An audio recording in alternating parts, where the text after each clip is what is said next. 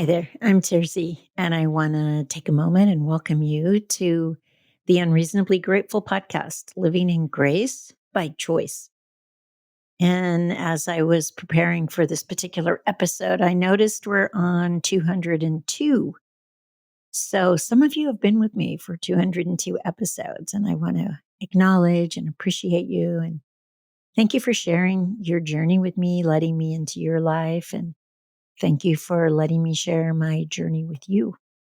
I'm grateful for you. Some of you may be listening for the very first time. All of you are welcome.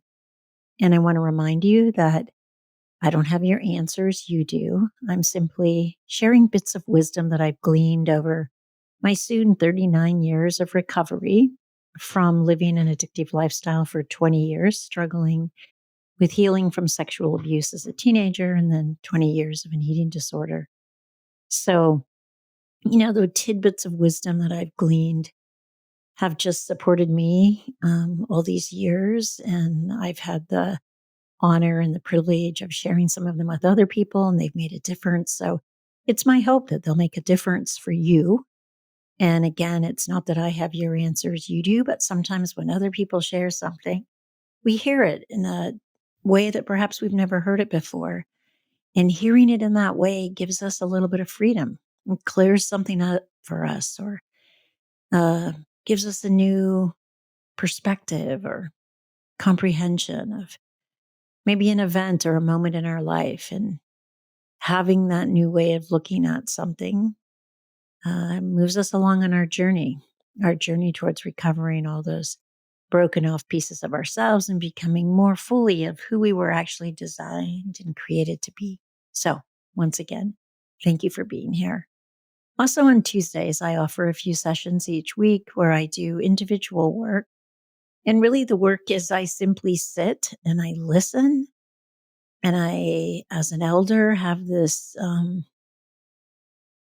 view that I believe is much more divinely guided. I think I'm less caught up these days in comparison or liking or disliking. And I'm just able to see people for who they really are. All those divine qualities that may be expressed or may not be expressed. And I'm able to reflect those back to you. And somehow that makes a difference, because I think we're all hard on ourselves. And when we have somebody hold up what's good and true about us and it resonates, we begin to see ourselves as those qualities and step more fully into those. So if that's something you're interested in, you can sign up on my website, tercyenglehart.com, under the heading Work Together. It's by donation basis, and I'll look forward to seeing you there. Okay, so this particular episode is called What Our Children Want. What do they really want? So this actually comes from a couple of experiences that I had recently. We have a teenage granddaughter who's struggling, and she's struggling with she's sensitive. She's definitely had a tough years through COVID and beyond. And she's having a hard time dealing with her emotions and her emotional body, so to speak. And fortunately, she's decided to start calling me when she feels not listened to or misunderstood. And I know her parents are doing everything they can, and they're concerned and they don't really know what to do. And so when there's a conflict between the two of them or the three of them, it's easy for them to get into gridlock, or what we call, wow, wound on wound. Fortunately, she's been reaching out to me. And oftentimes, all I do is just listen to her, help her slow down and breathe, because she gets kind of anxious and panicky. And it's been so beautiful to experience her growth. But one of the things that I hear her say is she just wants to be heard, and she wants her mama and papa to hold her, which I'm translating as, we want to know that we're loved. And the upset for her is oftentimes when she feels as if, for whatever reason, or no reason at all, that her parents are upset or angry at her.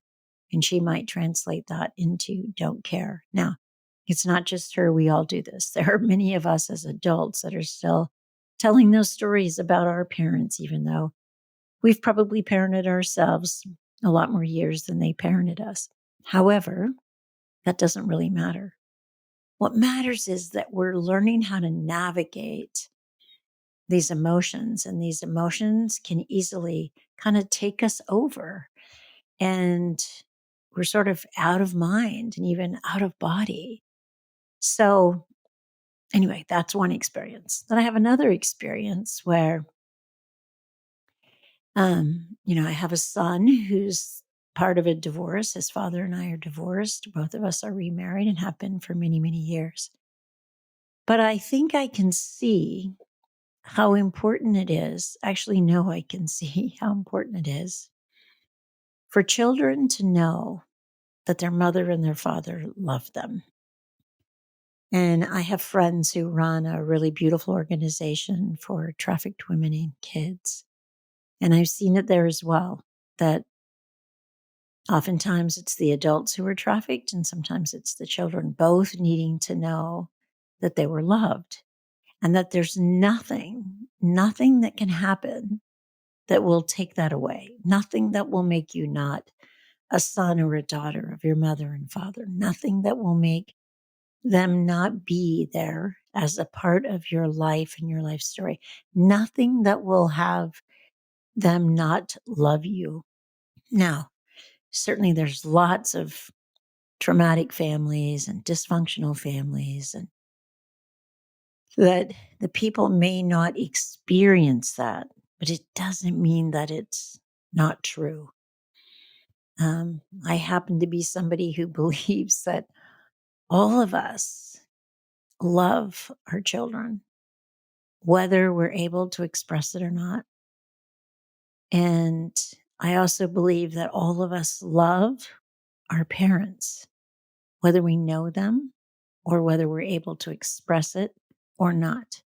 And that's part of that healing journey. Part of the healing journey is coming to grips with that, recognizing that that is true for you. And I know for myself, I was never able to really heal from some of the trauma of my past until I was actually grateful for all of it and recognized how loved I was, whether it felt like it to me or not. That was kind of beside the point.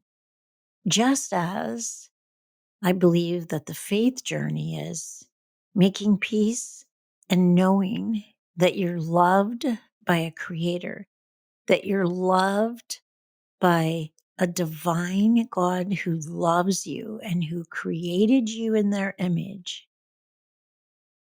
Whether you know it or not, faith is trusting that. Knowing that we're loved is the basis of living a healthy and a happy life. Not questioning it, but knowing that we are. Now, that doesn't mean you don't ever question it. I'm just saying you don't get caught in the question of it. You don't live in the doubt of it. You live in the assurance of it. And I believe that's what our children want. That's what our children, the collective children, that's what we all want. We want to know that we're loved. So this week, take that on. Live into it for yourself and make sure that those children around you and your children know that they are loved. And I'll see you next week.